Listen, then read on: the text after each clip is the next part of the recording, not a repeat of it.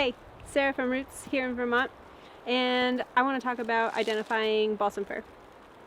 Common tree species that we see in these mixed hardwoods, and something that you really want to get familiar with and know confidently. So there are a couple of things that we look for. One is that it's a conifer, and a conifer that's not losing its needles, these modified leaves, through the winter.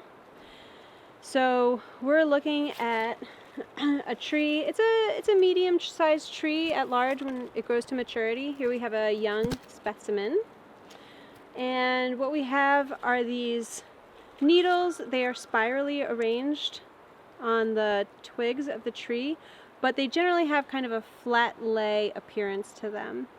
They are about a half, 3/4 of an inch to an inch, inch and a half, so they're pretty long. These are some of the longer needles, ignoring the whole pine family. And that they're a lovely dark green. The younger tips are going to be a lighter green, and we're going to see those really kick in come springtime. If you look at the needles themselves, they are marked by these two white bands on the bottom, and if you look really closely, most of them have this slight notching at the tip, as though somebody took a really sharp blade and just kind of gently put the tip to the end of the needle, which I just find somewhat appealing and lovely. So they have a general flat arrangement here at the bottom, but as they move towards the tapering top of the tree, those needles start to kind of move upright. You'll see that it has cones 2 to 4 inches in length at the top of the tree. Bark is something you always want to pay attention to, but you want to recognize that bark on young trees versus bark on old trees can be very different.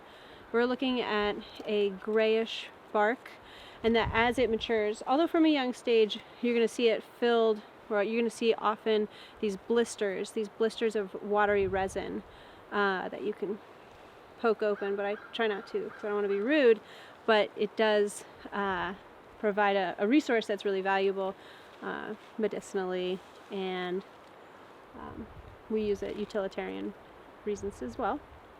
So anyhow, balsam fir is really important. Again, mixed hardwoods, it's really common. We use it a lot in the winter for starting fires with these twigs here. You can see, unlike spruce, which we'll talk about later, it doesn't have the little leaf stems that are prominent on spruce, but are pretty smooth.